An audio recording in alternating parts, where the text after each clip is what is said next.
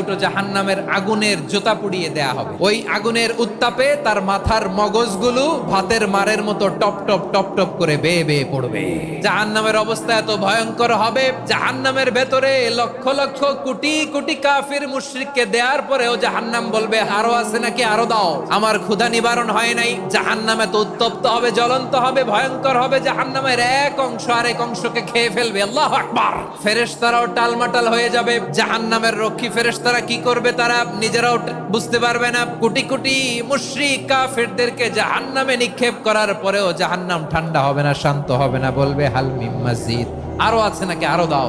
তখন আল্লাহ তাআলার কুদরতি পা জাহান্নামের ভেতরে ঢুকিয়ে দিবেন। দেওয়ার সাথে সাথে জাহান্নাম থেকে আওয়াজ আসবে, কত কত বিইজ্জাতিকা ওয়া বিকদরিক, আল্লাহ বিইজ্জাতিকা ওয়া বিকারামিক, আল্লাহ আপনার ইজ্জতের কসম, যথেষ্ট হয়েছে, এনাফ এনাফ। সুবহানাল্লাহ পড়তে পারলেন না মজা করে?